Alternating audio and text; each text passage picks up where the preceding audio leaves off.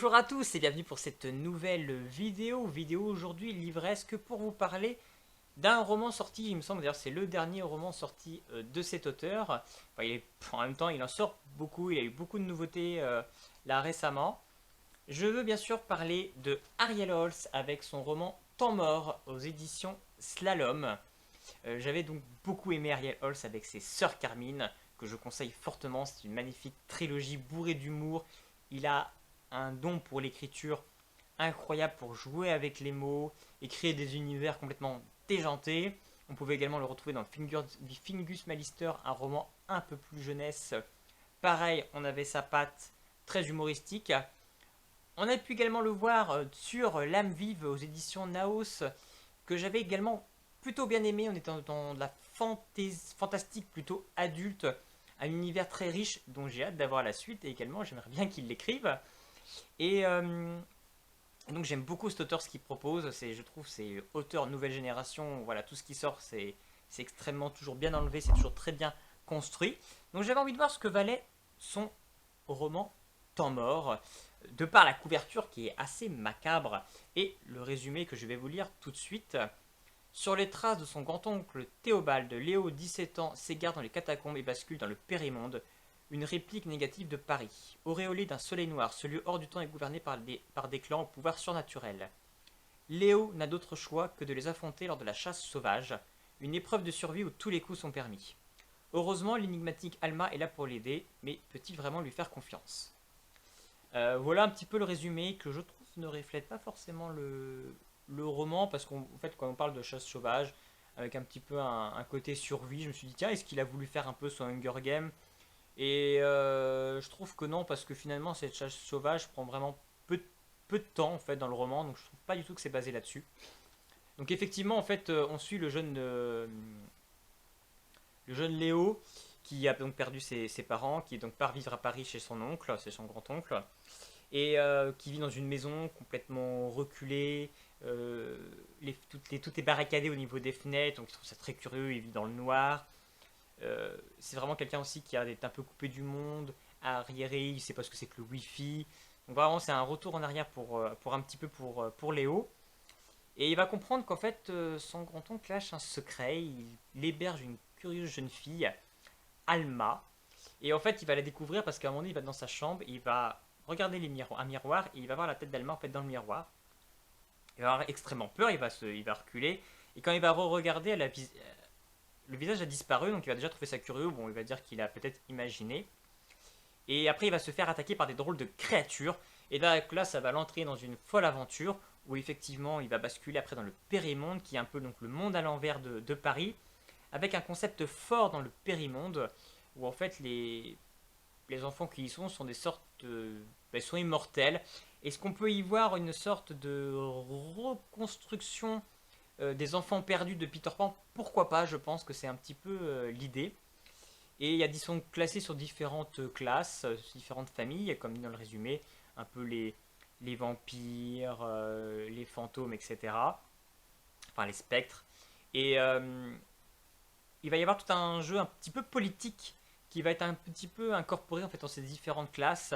Et on va comprendre un petit peu la raison d'être de ce monde, leur fonctionnement, et enfin tout ce qui est construit en fait dans le périmonde où en fait on comprend qu'il fonctionne au niveau des temps. En fait, ils voient le monde de Paris et les habitants sont en pierre. Et en fait, au bout de certains temps, il y a une espèce de bruit qui a lieu. Et tous les habitants en fait de Paris, en fait, il y a une sorte de mise à jour, comme on va dire. Et les habitants de Paris en fait se déplacent et se mettent à la position qu'ils sont à l'instant T, mais toujours en pierre. Donc on comprend qu'il y a en fait un mouvement comme ça. Donc, le monde du périmonde fonctionne en fonction de ces temps-là. Et il y a une sorte de chasse, enfin, où ils se nourrissent en fait un petit peu des gens qui meurent. En fait, à chaque moment qu'il y a ce gong où les gens se déplacent, ceux qui meurent, en fait, il y a une espèce de truc en or qui se répand d'eux, une sorte de sang, et ils vont s'en nourrir, et ce qui va leur conférer des pouvoirs, en fait. Donc voilà un petit peu le concept du périmonde. J'ai pas envie forcément de trop en dire parce que je trouve qu'il est très bien construit, très bien amené, c'est très original, et je pense que c'est mieux de le lire pour vraiment en comprendre, mais voilà, j'en distille quelques petites informations pour que vous compreniez qu'il y a un vrai truc euh, travaillé et construit par Ariel Holz sur le périmonde. Et l'autre point fort que j'ai bien aimé dans ce roman, c'est qu'en fait, qui est très original dans un roman jeunesse, c'est qu'en fait Léo est atteint d'une maladie incurable, on comprend qu'il n'en a plus pour longtemps. Donc là aussi, c'est quelque chose d'assez fort, qui est assez rare dans les romans jeunesse, je trouve, c'est pas forcément des choses qui sont forcément abordées, et c'est très bien amené par Ariel Holz, et on sent toute la problématique autour de... Il y a un passage justement au début qui me plaît bien, c'est que on comprend qu'il veut plus travailler pour avoir son bac, et il avait une réflexion de ses parents, bah oui mais t'es obligé de travailler pour avoir ton bac, t'as pas le temps à perdre en fait toi. Alors que lui il est plus dans l'autre sens, de dire bah de toute façon que j'ai mon bac ou pas, de toute façon qu'est-ce que ça change quoi. Donc on a ce contraste sur la vision qu'on peut en voir par rapport à cette fatalité de la maladie. Et puis tout le roman en fait tourne là-dessus parce que finalement on va comprendre que les enfants qui vont dans le périmonde, quand ils peuvent être immortels, ben, s'ils avaient souvent c'est des gens en fait, qui avaient des maladies qui vont aller dans le périmonde et qui vont vouloir y rester parce que en fait ils seraient morts dans le vrai monde. Donc, on a toute cette quête un petit peu de l'immortalité pour échapper à son destin et à cette fatalité qu'on peut avoir dans le vrai monde. On a donc tout un esprit de fantastique, on a tout un côté aventure, développement du personnage vraiment initiatique où il va développer ses dons, apprentissage et entraînement pour réussir effectivement cette chasse sauvage qui pourrait l'aider à sauver son grand-oncle parce qu'il est fait prisonnier dans le périmonde. Donc voilà un petit peu ce que développe Ariel Oz dans ce roman. Là encore, on a des petites touches d'humour. On est encore dans quelque chose d'assez sombre. Je pense que l'univers ne pourrait ne pas plaire à certaines personnes parce que faut quand même le dire ce qui est. Dans le périmonde, il n'y a pas forcément beaucoup de personnes, on va dire, sympathiques. Ou en tout cas, en fait, faut aimer l'humour noir, on va dire. On comprend que c'est des personnages qui ont un peu d'humour noir. Et c'est à travers ça qu'on va comprendre l'humour qu'a Ariel Hall dans ce roman et la sympathie qu'on va développer à ces personnages. Et Léo est extrêmement sympathique, ça c'est clair et net. Mais on sent que tous les autres personnages sont assez ambigus et des fois on pourrait se dire bah, c'est de l'ironie ou... Voilà, on joue là-dessus. Et en même temps, c'est l'univers qui est comme ça. Aussi, tout le concept où on comprend qu'ils perdent un petit peu leur mémoire crée aussi quelque chose de très intéressant. En fait, tout ce concept de mémoire dans le roman est aussi très bien développé et très bien construit. Donc mine de rien, il est pas très grand, mais c'est un condensé de beaucoup de choses. Et c'est vraiment très riche, très prenant. C'est une belle aventure, c'est une belle histoire. Et moi, j'ai passé un très bon moment sur Temps mort de Ariel Holz. Bien évidemment, j'ai préféré Ma Lame Vive ou Les Sœurs Carmine, mais je trouve que c'est une alternative.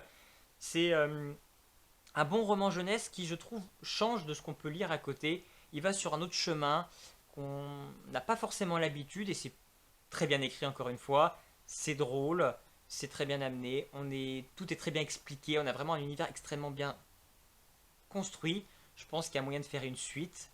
Voilà, il y a une fin, il y a une porte ouverte, je pense. Facilement, il pourrait y revenir.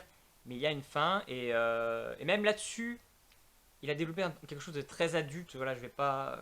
En fait, il se parle limite, Léo se parle limite à lui-même. Voilà, je vais pas en développer plus par rapport à ça, mais même ça, c'est extrêmement intelligent. Et même si, voilà, il fait du jeunesse, mais c'est du jeunesse intelligent. Et malgré tout, avec une touche adulte où finalement, quel que soit le lecteur, enfant ou adulte, on va s'y retrouver.